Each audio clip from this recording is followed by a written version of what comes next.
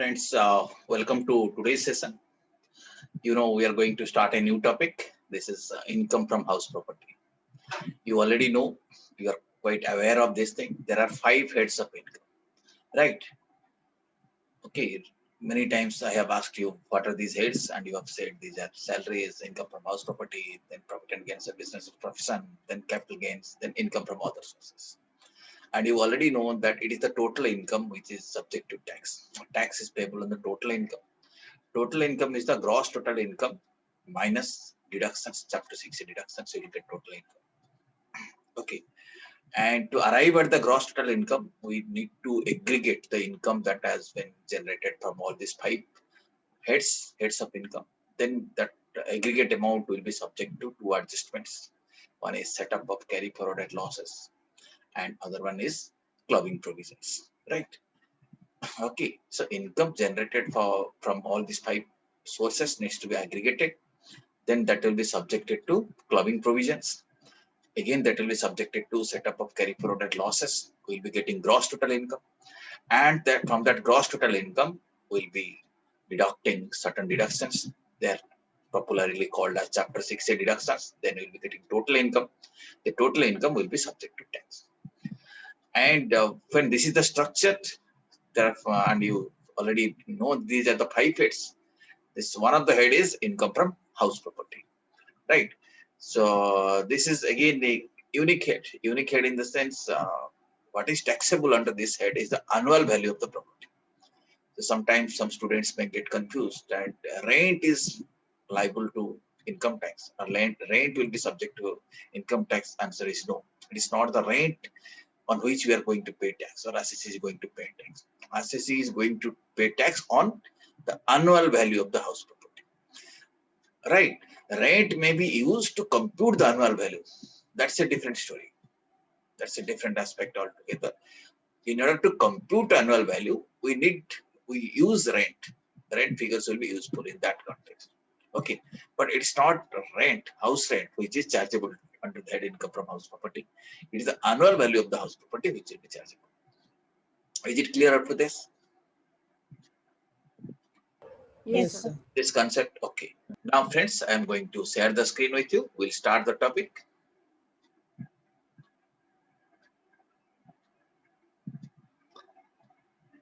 So this chapter is relatively small. So you have to read section 22 to 27. Okay, 22, 23, 24, 25, 26, 27. And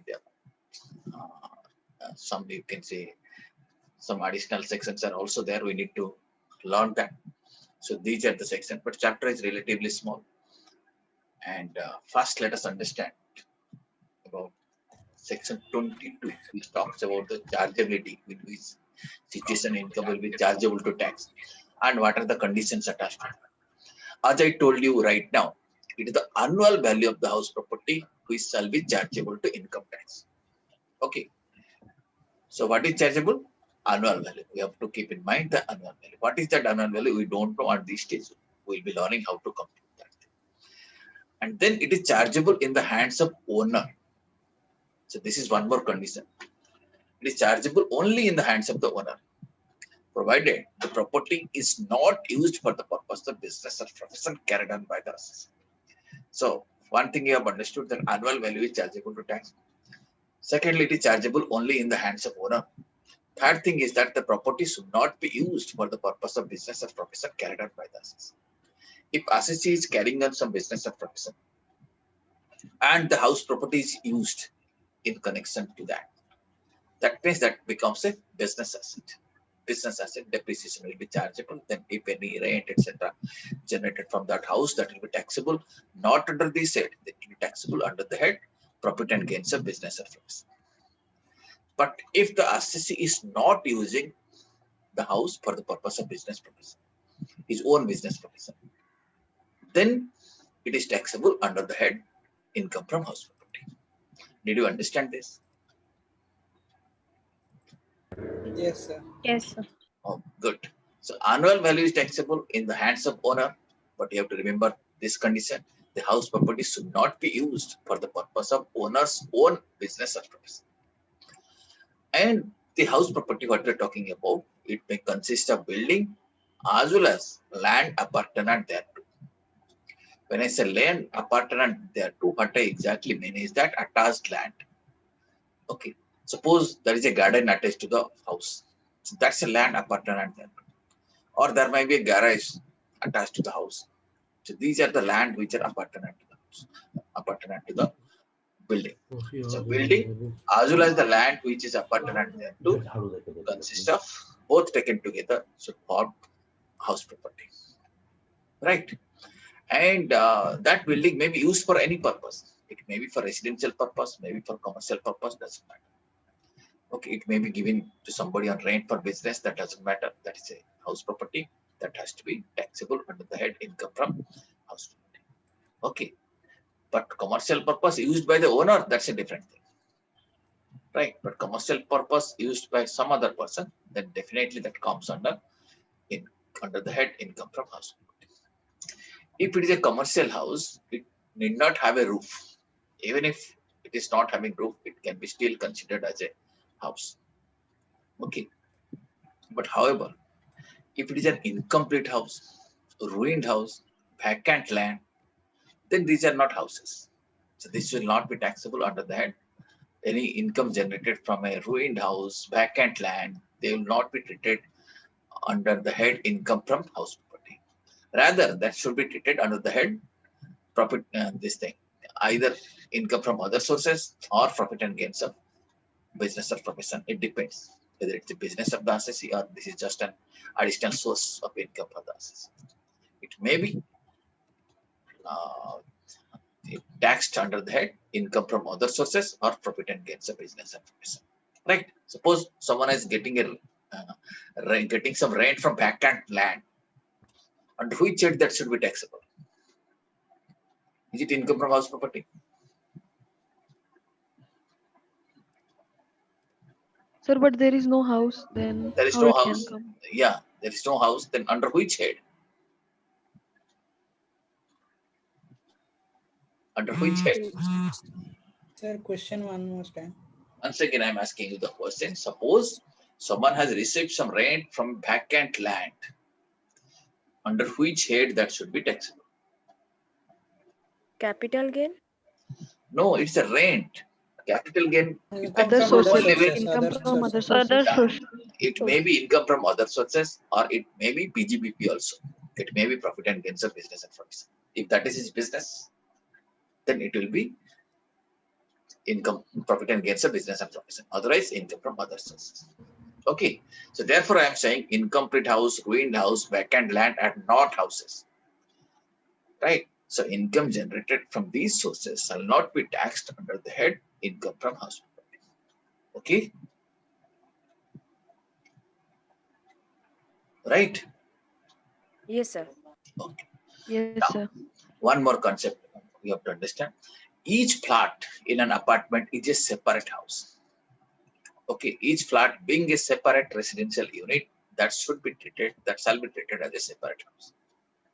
Okay, okay, and you know conditions we have discussed earlier. Assessee must be the owner, and assessee should not be using the property for his own business and profession. These conditions also you have to always keep in mind.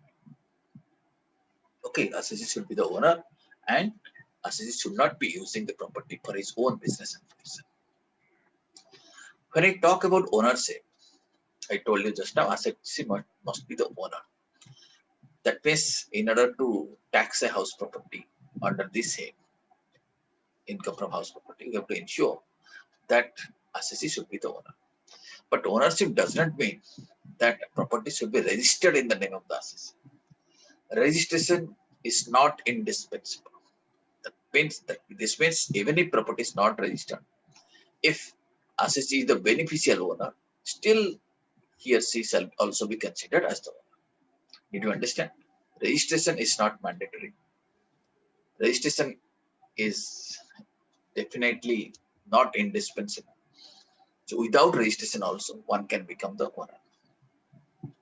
Okay. Yes, sir. Yes, sir. Yes, sir. Yes, sir. This means legal owner as well as beneficial owner. Both are treated as owner. Okay. Legal owner means the registered owner, as well as person who is the beneficial owner. Okay, even if he's not the legal owner, he may be the beneficial owner. Okay, so Sir, both here assessee is legal owner or the beneficiary owner? here means where you're talking. Legal ownership It can is be both. considered as the ownership, as well as beneficial ownership is also regarded as ownership. Sir, who is the assessee here? Yeah, I mean the assessee. But that doesn't Yes, mean sir. that one property will having two owners. If that kind of dispute is there, it is up to the income tax department to decide who is the owner. In case any dispute, then income tax department will decide. Till the dispute gets settled by court, then who is the owner, that will be decided by income tax department. In case of disputed owners, Okay, sir. right? But Yes, sir. here point is that suppose registration is somebody else's name, but practically someone is using the property. Okay, then he is the beneficial owner. The beneficial owner shall also be treated as a owner. Okay, Okay, sir. and it is not necessary that the owner of the house should also be the owner of the land. That is also not necessary. House ownership may be in somebody's name, and land ownership may be in some other person's name. That's also possible. So owner of the house, owner of the land can be two different persons, right? Now, Sir, here tax liability upon the owner of the house or the land of the owner? both. मतलब कौन tax पे करेगा? You see, beneficiary owner और the registered owner? oh, now you are asking two questions. Okay, one thing I told you, ownership is a must. Ownership is a must when I say ownership includes legal ownership or beneficial ownership. In case any dispute, then it is the court who will decide who is the real owner. Till that time, income tax department shall decide. It is up to the income tax department to treat one of them as the owner. Okay, Yes, sir. right. Now, second question you are asking, owner in case of owner of the land and owner of the house. Okay, owner of the house is the owner of the house. House is taxable under this head. Owner of the land, if he is generating some income, that will be taxable under different heads. Maybe under the head income from other sources, or maybe profit and gains of business activities. Okay, point here is that one can become the owner of the house even without becoming owner of the land. Right? Just because sir. land is in different person's name, that doesn't mean that this person is not the owner of the house. Are you getting? Suppose sir. land is in the name of X, house is in the name of the Y. Y cannot claim, see, I am not the owner of the house, nothing is taxable in my hand, because land belongs to somebody. No, that's not acceptable. Owner of the land can be a different person, but since house is your name, so you need to pay tax under the head income from house property. Okay, sir. Okay. Yes, Now, sir. here one more technicalities we need to understand. There are some situations where there is a condition that this property cannot be transferred without consent of a third party. That means even if somebody is owning the property practically, but you cannot sell it, you cannot transfer it without consent of some other person. Sometimes this development authorities, let us say here we talk about the BDA, Bhubaneswar Development Authority, or any other place, then DDA, Delhi Development Authority, there are conditions. They allot house, but with the condition that you cannot transfer the house. If you need that, if you want to transfer, then BDA or the development authority's permission is required. Then only will be transferring. Is it? Are you Yes, getting me? So in case that is the situation, that means in case when the owner cannot transfer the property without consent of the third party, he is still the owner. He cannot say, you see, I am not the owner because I don't have any right to transfer the property without the third party's consent. See, this argument will not be acceptable. Even if you do not have the right to transfer the property without consent of a third party, still you are the owner. Are you getting these points? If it is confusing, let me know. I'll be explaining you once again. Please explain, sir. Okay. Let us say you are the owner of the house property. Right? You are the owner. But there is a condition that you cannot sell this property unless you get my consent. Unless I give you approval, you cannot sell it. Even if this condition is there, still you will be considered as the owner. You cannot say that you are not the complete owner since the disposal of the property needs my approval. That argument will not be acceptable. Even if this condition is there, you are still the owner. Okay, Yes, sir. right? Okay, sir. So many cases, what happens? The city's development authorities. Suppose we talk about Bhubaneswar city. Bhubaneswar city development authorities. Okay, the BDA alerts houses to some people with the condition that you can enjoy that house for certain years, but you cannot sell that house. You cannot transfer the house without approval of BDA. In that case, those people will be still regarded as the owner of the house. Did you understand this now? Understand, Yes, sir. sir. Understand. Okay, right. Okay. And just now I told you that it is essential that assessee should be the owner of the house. But in certain situations, we'll be discussing certain situations. In fact, 5 situations we are going to discuss. In these cases, even if technically assessee may not be owner, but he will be deemed to be the owner. Meaning he will be assumed to be the owner of the house. Okay? In which situation? Situation 1. When an individual transfers his house property otherwise than adequate consideration to A, his or her spouse, not being a transfer in connection with an arranged agreement to live apart, or B, minor child is deemed to be the owner of such property. Meaning, when an individual transfers a house property, let's say individual is the owner of the house property, he transfers the house property otherwise than adequate consideration. Consideration is not adequate. He transferred the house property for rupee 1. To whom? To his spouse. Let us say husband transferred the house to the spouse for rupee 1. Whether consideration is adequate? No, sir. No, It, sir. it can be taken that it's inadequate consideration. Okay.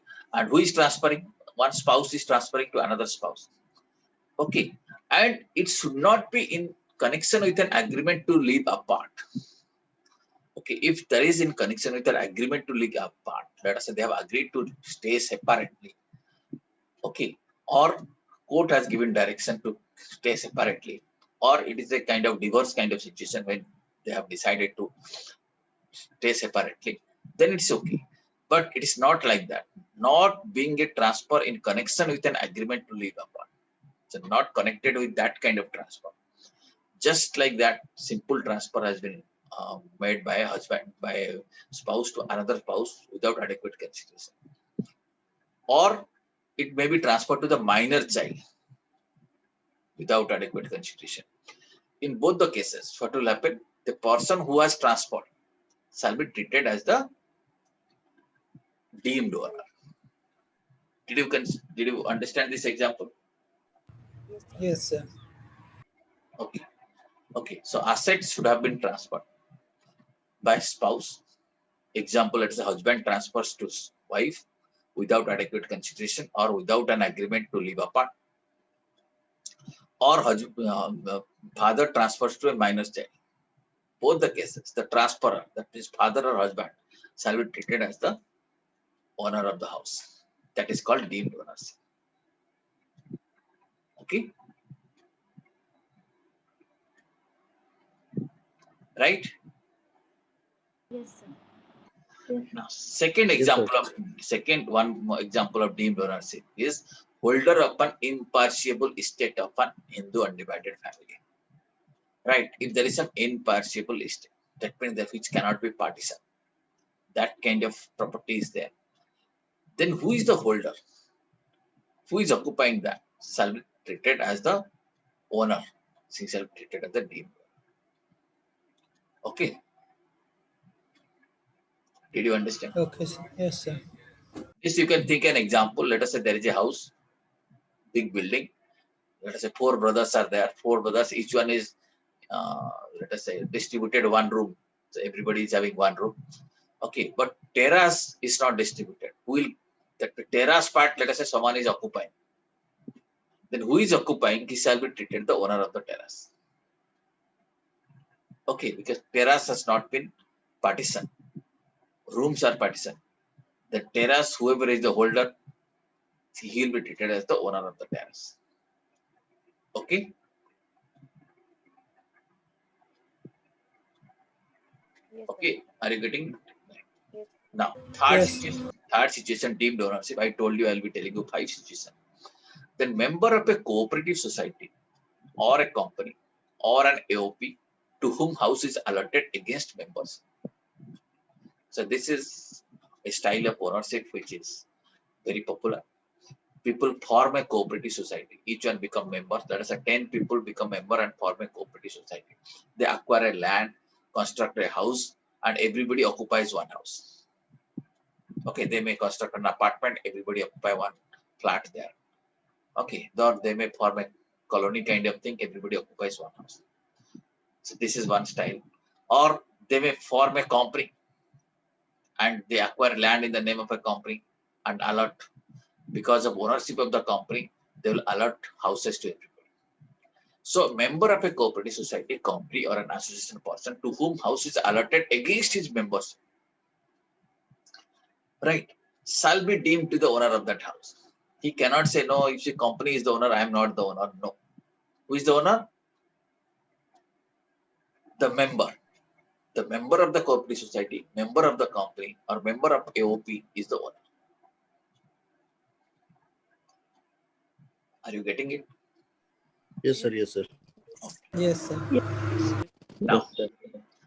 next deemed ownership concept is that person in possession of a property under the provisions of Section 53A of Transfer of Property Act. If somebody is in possession of a property under the provisions of Section 53A of TPA, what Section 53A Transfer of Property Act says? If somebody has entered into a contract, legal contract has entered into somebody, and as a performance of the contract, as a part performance of the contract, he has taken the possession of the property. But as per the terms of the contract, he is occupying the house, right, as a consideration. So as a part performance of the contract, if possession is transferred and person is possessing a house, then that person shall be treated as the owner of the house. Okay, so this is the meaning of possession. Person in possession of the property under the provisions of 53A of Transfer of Property Act. The person who is in the possession shall be considered as the owner of the house. Okay, Yes, sir.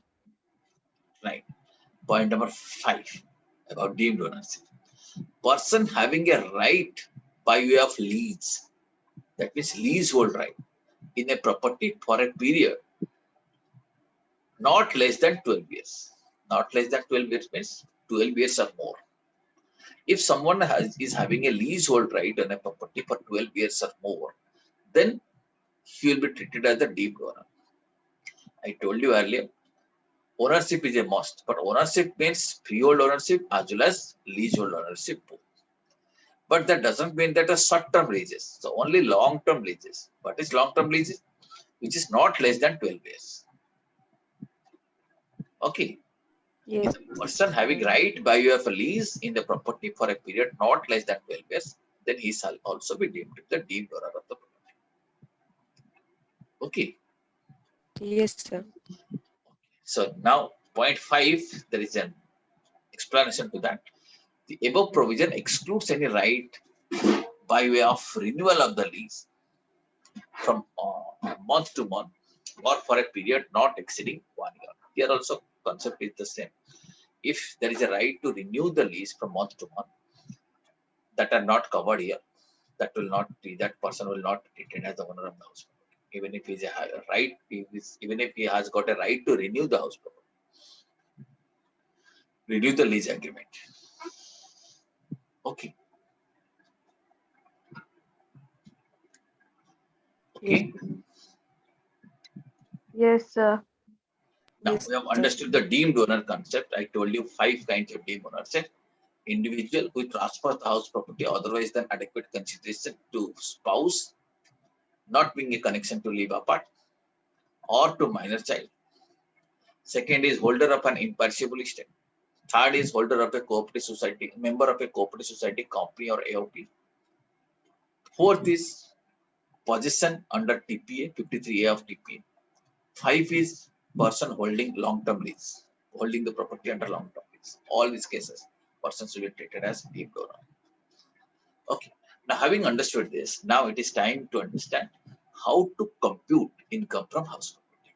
So, as you can see, these 6 steps are involved. 5 steps you have to remember. What is step 1? Who can tell me? Gross annual value. So that is important for us. We need to arrive at gross annual value. Okay. From that and gross annual value, how to arrive at, we will be learning. From that gross annual value, at step 2, certain items are going to be deducted. What is going to be deducted? Can you read it out? Less taxes by local authority, municipal taxes and water taxes, etc. Okay. So if any tax is imposed by local authorities, that has to be deducted. So we arrive at the gross annual value or GAV minus local authority taxes. If I deduct this thing, what I am going to get at step 3? Net annual value. NAV or net annual value. Okay, so you can remember gross annual value minus local authority taxes, the net annual value. Right. Now, net annual value we have arrived at. Then there are 2 deductions. Only 2 deductions you have to remember. Deduction number 1, that is our point number 4. What is this? Standard deduction. So there is a standard deduction, means flat deduction. Straightway there is standard deduction. How much this will be? 30%. 30%. 30% flat deduction will be there. So you compute NAV, then 30% you deduct. That is called standard deduction. Okay, then one more deduction. 0.5. What is this? Interest on borrowed capital. Interest on borrowed capital. So I told you 2 deductions from NAV. One is standard deduction, flat 30%. Second is interest on borrowed capital. There are limits. In certain situations, we will be learning this. So these are the 2 deductions. When you deduct these 2 things, what will be getting? We'll be getting income from house property. This is the structure of computation. Did you understand? Yes, sir. Okay. Now, without referring to this slide, can you tell me the steps? Can anyone tell me the steps? Gross annual value minus the municipal taxes, water taxes. We'll Gross. compute the net annual value. Okay. After that, we have to deduct standard deductions. Yeah. 30%. Yes. Then Who can tell me one more deduction? Interest From the borrowed capital. Interest on borrowed capital. borrowed capital. Very good, very good. So now you have remembered. So this is the structure of computation. This is the, you can say, primary structure. So what is the first step? First of all, we need to know gross annual value. But before that, again, let me remind you certain conditions. Assessee must be the owner, you know. Right? We have to test whether assessee is owner or not. If assessee has subletted means assessee has taken the house on rent and he has also given it on rent to somebody else. The subletting income shall be taxed under the head income from other sources, or it may be business income also. Okay. And as I told you, ownership includes both freehold ownership as well as leasehold ownership. And house must not be used for own business or profession. Okay, so this aspect you have to keep in mind, always keep it in your mind. And in case house is used for own business and profession and rent is received from that house, that shall be treated as income under the head profit and gains of business and profession. Right. So these primary conditions you have to keep in the mind. Now you have to also keep in mind the structure. Now one more thing you have to keep in the mind. So let us learn it. Sometimes house may be held as stock in trade. Is it possible to keep the house as stock in trade? Yes, sir. Yeah. Suppose you are doing a business when you are buying house and selling houses. So in a stock in trade is houses, right? So annual value of the house property will be charged under the head income from house property where it is held by the RCC as stock in trade of business also, right? So in case stock in trade houses kept as stock in trade, then also its annual value shall be included under the head income from house property. Okay. When you're using for your business, then it will not going to be included. But when you are keeping it as stock in trade, this will be included. Okay.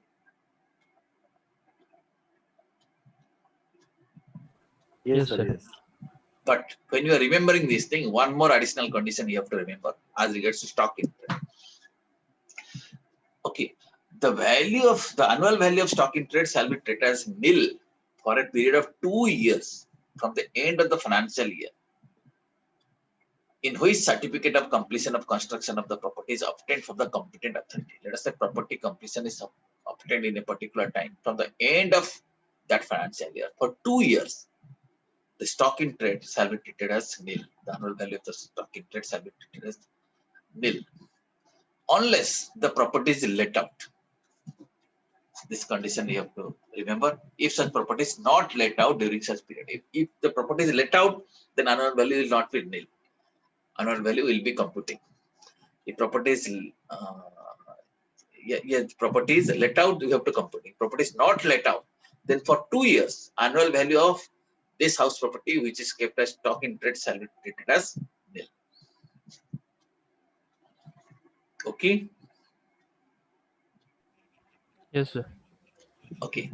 So I think this basic things you have already understood. Now we'll understand the first part.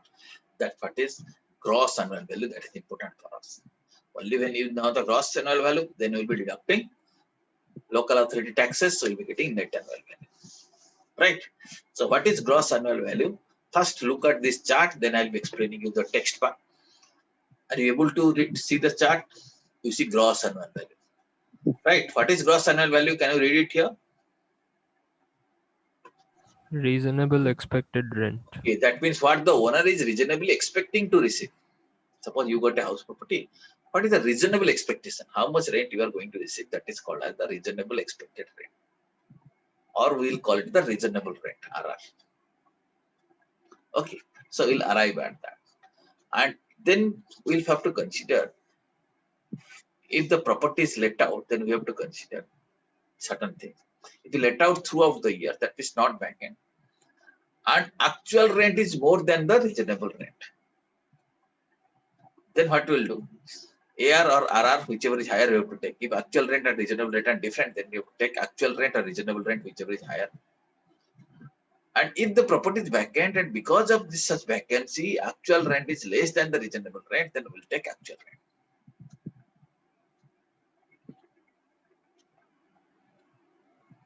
Just have a look. Again, I will be explaining. Did you get my point? Yes, sir. Let us No, sir. okay. Let us start afresh. So we are learning about gross annual value. What is gross annual value? The sum which the property is reasonably expected to fetch if let out.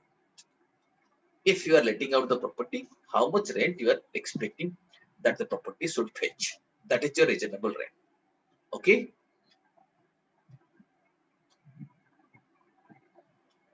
Yes, sir. Yes, sir. Right. So a property may not be let out, but if let out, how much you are expecting? That is reasonable. Then you have to remember, if the property or the part of the property is let out, in case it is let out, and actual rent received or receivable is more than the reasonable rent, then actual rent received or receivable.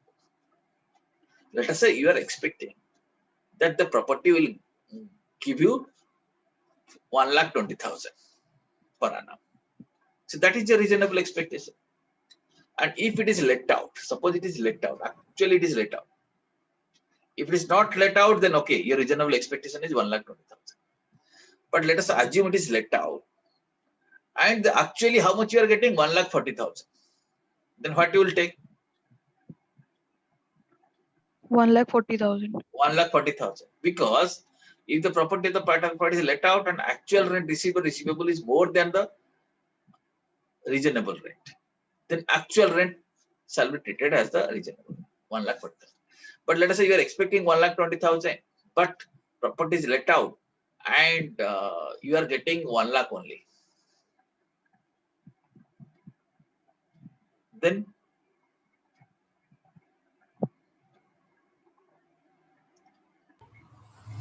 Reasonable RR will be taxable.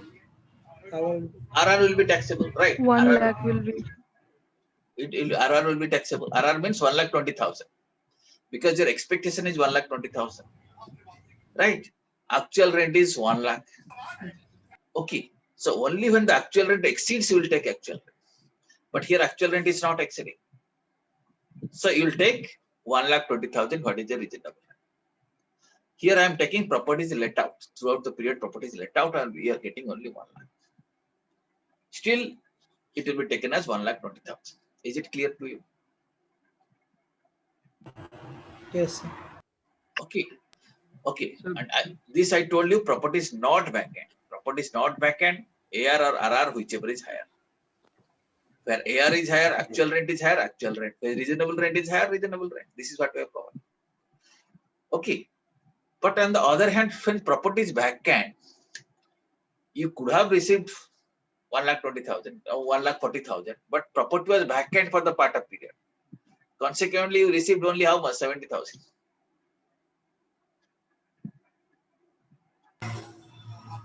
Okay, property was vacant. Consequently, received 70,000. Then AR actual rate is less than reasonable rent because of vacancy. If that is the case, then you will take actual rent. That means 70,000.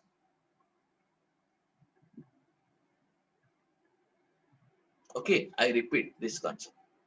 If the property or the part of the property is let out, part of the property let out and was vacant during the whole or part of the previous year, and owing to such vacancy, actual rent received or receivable is less than the reasonable rent. The actual rent so received or receivable. Okay, Yes, sir. did you understand this? Yes, sir. Or you find it correct? Yes.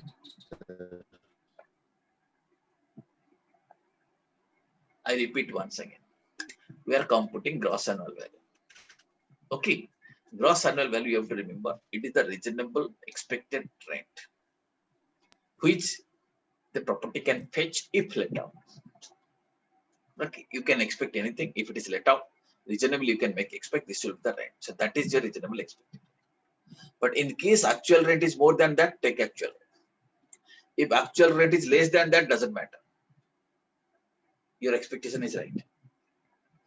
But if it is let out and it is vacant, and because of such vacancy only actual rent is less,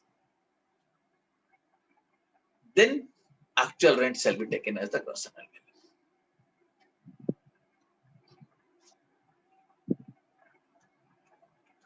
Are you getting my point? Yes, sir. Okay, Yes, sir. this is the Yes, concept of gross annual value. How to compute gross annual value? First, what you do, compute reasonable expected rent. So you need to compute reasonable expected rent. So you might be wondering how to compute reasonable expected rent. I'll be telling you how to do that. Second thing is that compute rent actually received or received, actual rent. So gross annual value will be higher of A or B. Okay. Right? Yes, sir. Okay. Now the question arises how to compute reasonable expected rent. First, we'll need reasonable expected rent before coming to gross annual value. Reasonable expected rent, we need this thing. First, what we will do, compute municipal valuation. If municipality is doing some valuation for its own taxation purpose, municipality taxation purpose, that valuation is important. compute municipality valuation. They'll compute the fair rent. Fair rent means a rent faced by a similar property in similar location. Same kind of property in the same location, how much rent it is going to fetch. Compute municipal valuation, compute fair rent. Third is find out what is the standard rent. If the property is covered under Rent Control Act, in some part of the country, Rent Control Acts are applicable. So Rent Control Act specifies standard rent per square foot for different kind of properties in different locations. So find out what is the standard rent of that property. Okay, then we'll find out what is reasonable expected rent. Or expected rent is the higher of one or two. That means higher of municipality valuation or fair rent, but maximum of 3. That means municipality valuation or fair rent, but that cannot exceed standard rent. Municipal valuation or fair rent, that should not exceed standard, subject to a maximum of 3. This is how we can compute reasonable expected. Did you understand? Yes, sir. The reasonable expected Yes, sir. expected rent is the past municipal valuation, their fair rent, whichever is higher, but that should not exceed standard rent. If standard rent is applicable, if standard rent is not applicable, then doesn't matter. Okay. So this is this step I am talking about, reasonable expected rent. Then we'll be seeing how to compute rent actually received or receivable. Then we'll take whichever is higher. Again, I repeat. Now watch it very carefully. I told you how to compute gross annual value. I told you 3 things: to calculate municipal value, to arrive municipal value, then take fair rent, whichever is higher. But that has to be compared with the standard rent. And this should not exceed standard rent. So this higher figure should be compared with the standard rent, then take whichever is lower. Then you compare it to the actual rent. Okay. Then this figure with actual rent, whichever is higher. If actual rent is more, take actual rent. I think this picture clarifies the structure. Yes, sir. Okay. Yes, sir. These 3 things we are taking to arrive at the expected rent: municipal value, fair rent, and standard. We are comparing the actual rent to arrive at the gross annual value.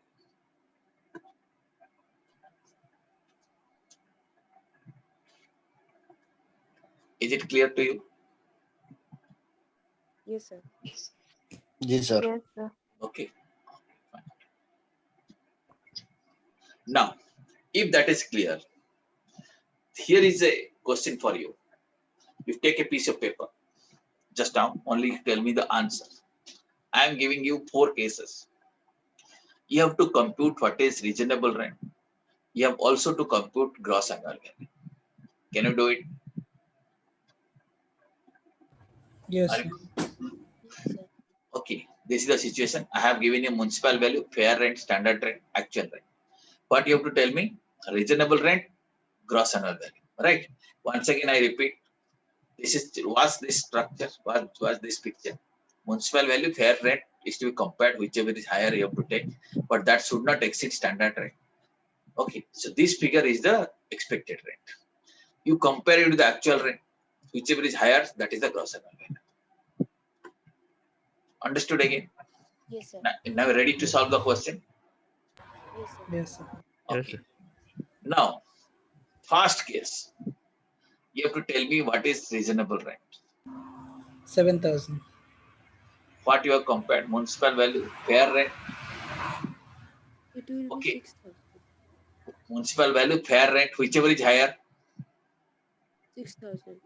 6,000. Is it exceeding standard rent? No, sir. So it should not exceed the standard rent. Yes. Is it exceeding standard rent? No, No, sir. sir. Yes. Then what is reasonable rent?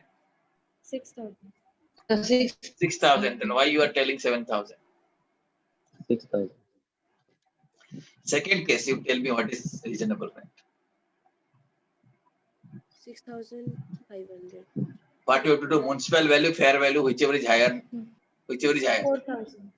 6,000. 4,000. Municipal value, fair rent, whichever is higher.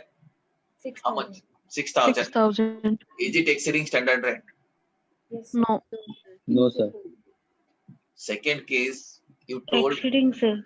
Is Yes, it sir, exceeding it is. standard rent? Yes, Yes. And you know it should not exceed standard rent. So what is the expected rent? 4,000. So that will be 6,000. 4,000. Okay, because if you do it more, it will be exceeding standard rent. Are you getting it? yes, sir. Yes. Anyone, if some of you is not understanding, please let me know. And again, third case, be very careful. All of you should give me correct answer. Municipal value is 7,000, fair rent is 5,000, standard rent is 9,000. Question is, what is reasonable rent? 7,000. 7,000. 7,500. How much? 7,000. 7,500. 7,500, sir. You see, for reasonable rent, actual rate doesn't matter. Why you are saying 7,500? The actual rent is not considered. We are talking about reasonable rent, reasonable expected rent. I told you reasonable expected rent is the higher of municipal value or fair value, fair rent, but that should not exceed standard rent. That's all you have to remember. So case 3, what is reasonable rent? 7,000. 7,000. 7,000. 7,000. Friends, again I repeat, municipal value is how much? 7,000. 7,000. Fair rent, 5,000. 5,000. whichever is higher, how much? 7,000. 7,000. Is it exceeding standard rent? No, sir. No. No, sir. No. So you take 7,000. Okay. Now this question, last part, everybody should give me the correct answer. Most of you are giving the correct answer, but some of 6,000. you 6,000. are making. 6,000. Okay, all of you are agreeing 6,000. If there is anyone who is not agreeing, then please let me know. No, sir. 6,000. I think. 6,000. Okay. sir. So you see 7,000 or 5,000, whichever is higher is 7,000. Okay, is it exceeding standard rate? Yes, but it should not exceed standard rate. So we should keep it as 6,000.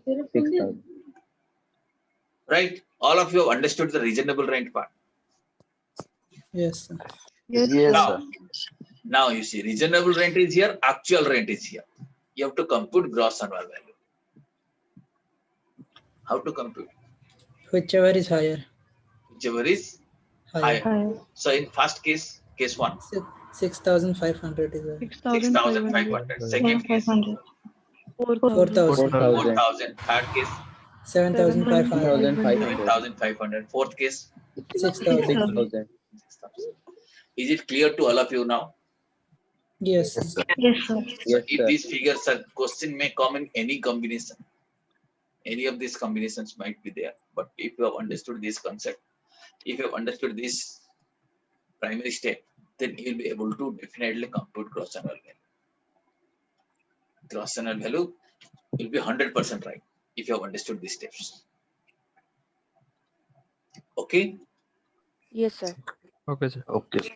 So recorded videos will be available, will be made available to you. So you can see this exercise and do it at home once again. In your own interest, you must solve this question without seeing the answers. See the question and try to arrive at the answer. So if you will be able to give correct answers, then this part is over.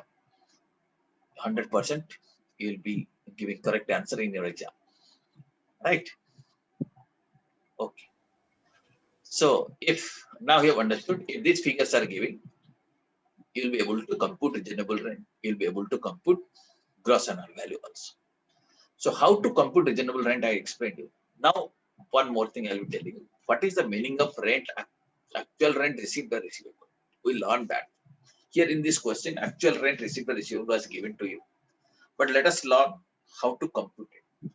Actual rent received by receivable means these are the steps you see.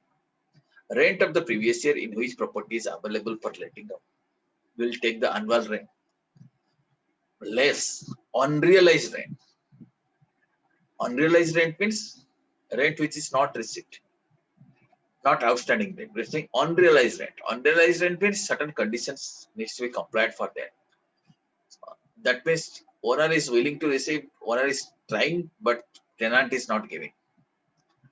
So few condition has to be checked that the tenant, that should be a bona fide tenancy agreement. That should be a real tenant.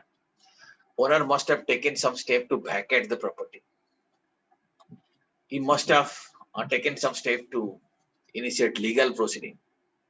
If these conditions are there, then if there is some unrealized rent, that can be deducted. Okay, unrealized rent, outstanding rent, they're two different things. Outstanding rent means rent is outstanding, but this is receivable. Unrealized means there is hardly any chance to receive it. Okay, so rent for the previous year minus unrealized rent, you will be getting rent received or receivable before deducting any loss for vacancy. So as you know, if property is vacant, then deductions will be allowed. But we'll be seeing how to compute the deduction at this stage. At the stage of computing actual rent and received or receivable,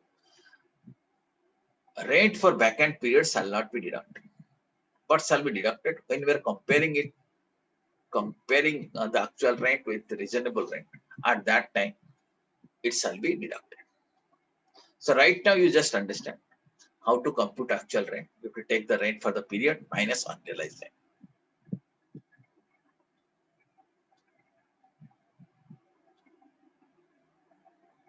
Are you getting it?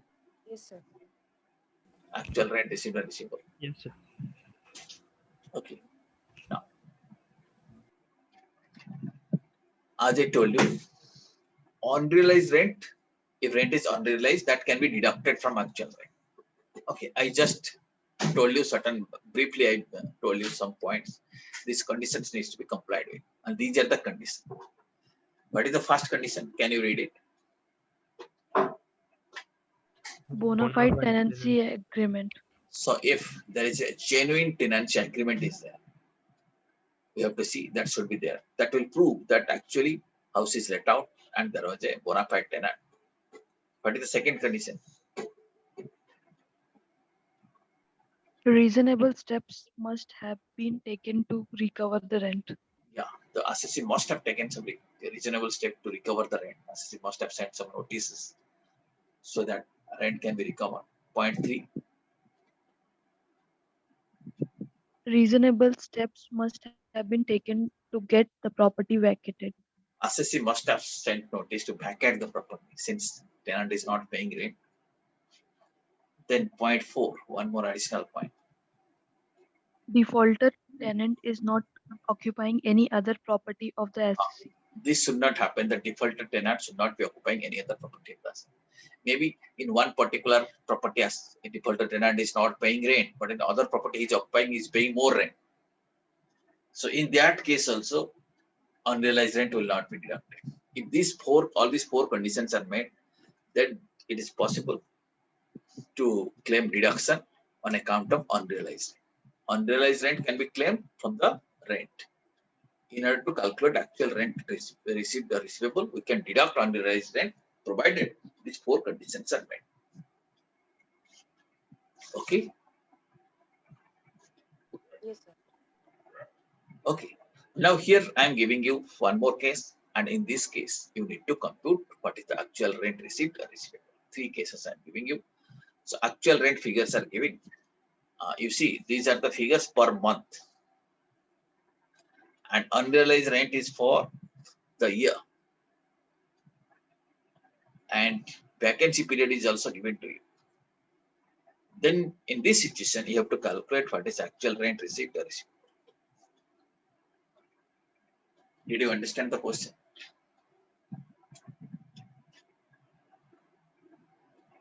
Yes, sir.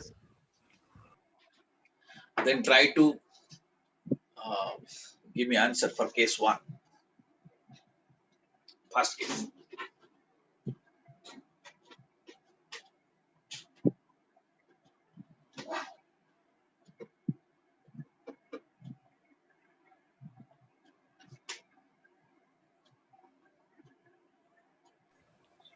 So rupees 9,100. So I got answer 9,100. Any other answer? Same, sir. Same. 9,100. Can you explain how it came? So 800 per month. So it comes to rupees 9,600 for the year 500. Minus actual year, unrealized rent. and minus unrealized rent. Case 2. Second case.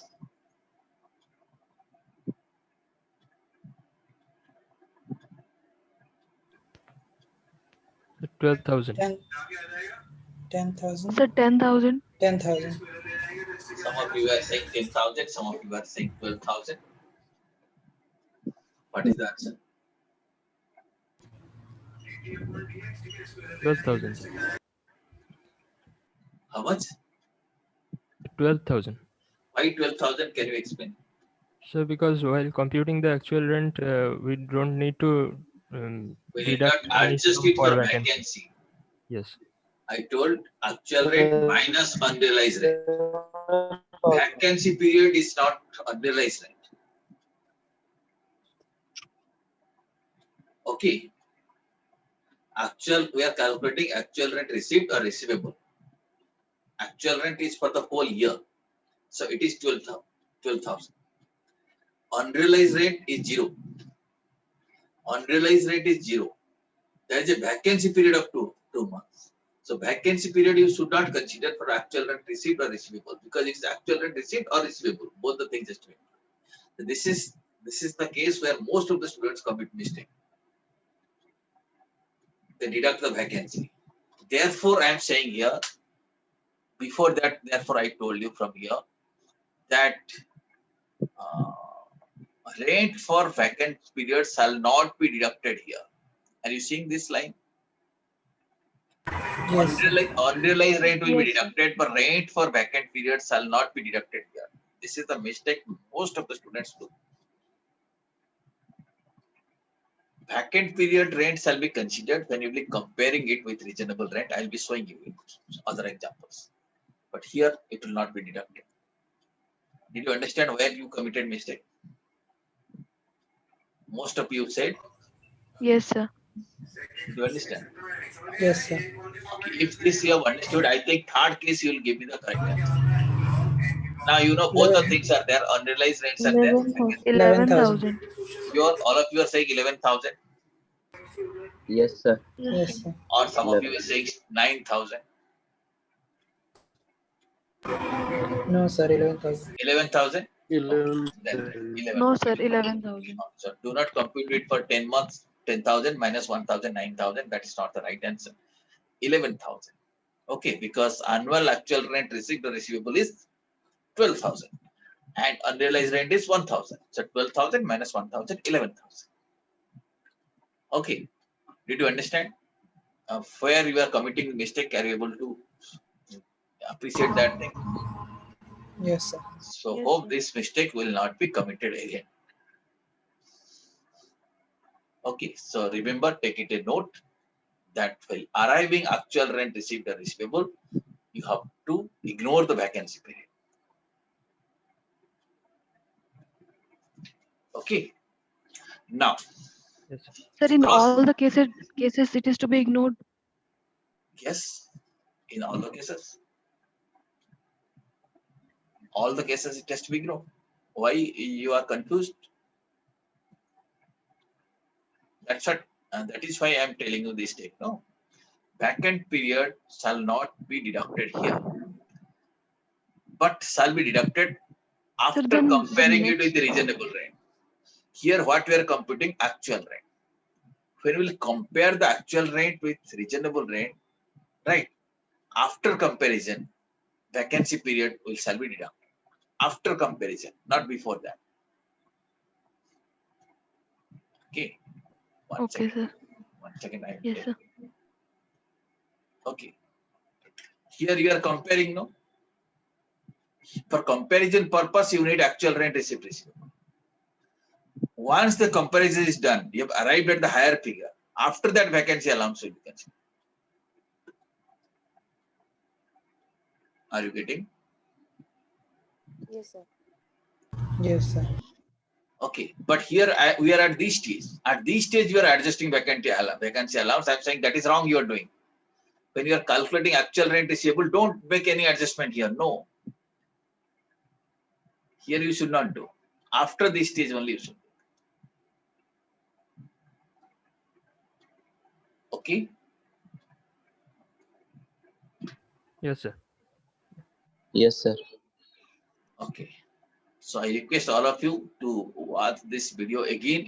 Things will be clarified to you. But better to revise it today itself. Okay. The topic is simple, but you need to do a revision. Once you revise it, it will be very easy for you to remember these points. Little tricky but simple. Okay. Let us learn one more step today. Then we'll close it. Maybe next class we'll be continuing that. Now, again, I repeat this gross annual value computation steps. First step is compute reasonable rent. Reasonable rent, please remember MB or FR, whichever is higher, but subject to maximum of SR. What is MB? Municipal to Municipal. Municipal And value. what is FR? fair rental. Fair rent. The municipal value or fair rent, whichever is higher, but it should not exceed standard rent. Standard. Reasonable rent. Second step, compute actual rent received or receivable after adjusting unrealized rent, but before loss due to vacancy. Second step is clear. Yes, sir. Yes, sir. Step 3, gross annual value before vacancy allowance is the higher of step 1 and step. These two you compare, whichever is higher. That is the gross annual value. Gross annual value before vacancy allowance. Okay. These two, whichever is higher. Okay. Yes, sir. Yes, sir. Thereafter, deduct loss due to vacancy. So here at this stage, you should consider vacancy. Okay. Yes, sir. Then you will be getting gross annual value.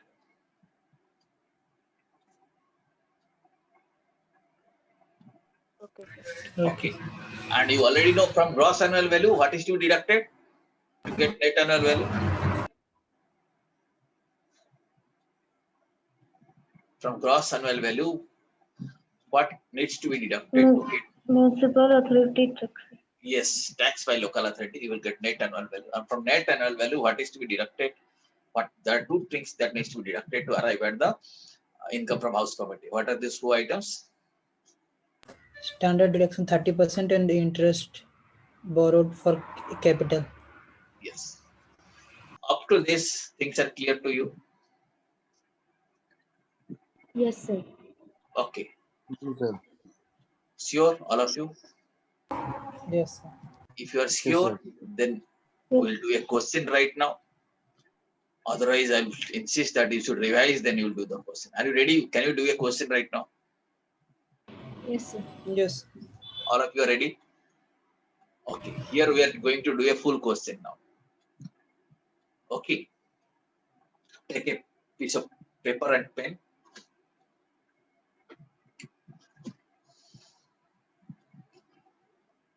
All right. Now you see, I am showing you 4 cases. Municipal value, fair rent, standard rent, actual rent receivable, unrealized rent are given. You have to calculate reasonable rent. Then actual rent received or receivable minus unrealized rent. Then gross annual value. Okay. Yes, sir. Now, friends, please give me answer for case 1. What is the reasonable rent? 900. 900. 900. Can anyone tell me how you are calculating this thing? Municipal value is lower than the standard rent. Municipal Fair value value or is- fair value, whichever is higher, that is 900. Should not exceed standard rate, not exceeding standard rate. So do not worry about this. Case 2, reasonable rent. 700. 700. 700. Case 3, 1800. 1800. 1800.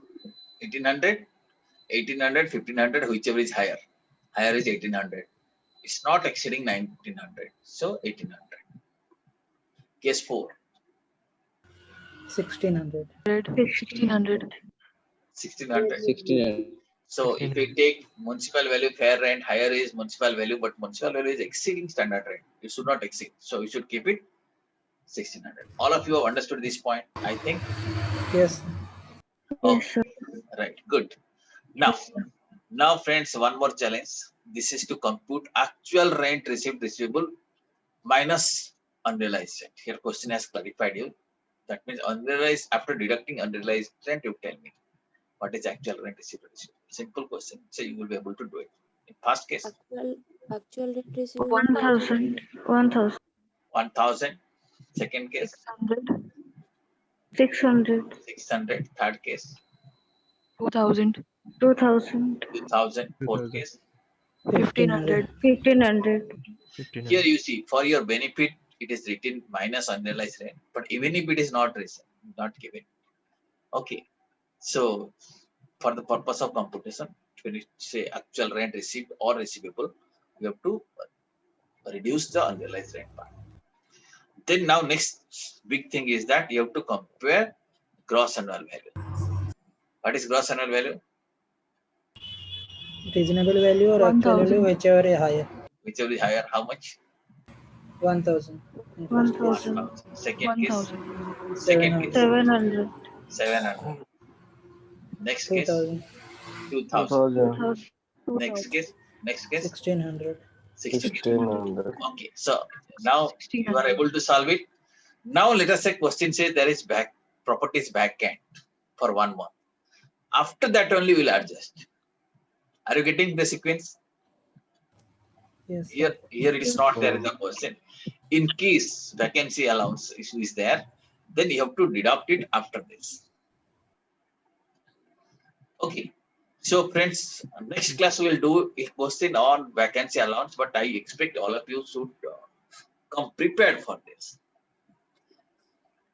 Okay, so that we can do a better Yes, sir. question. Okay, so up to this, I think this is enough for today. So you need to do a revision of this. All right. So only when you come prepared, then it will be more useful for you. Do you have any query up to this? No, sir. No, sir. No query. No, sir. So thank you very, very much. We'll catch up in your next class. Thanks a lot. Thanks, sir. Thank you, sir. Yes, sir. Thank you, Thank you, sir. sir. Very much.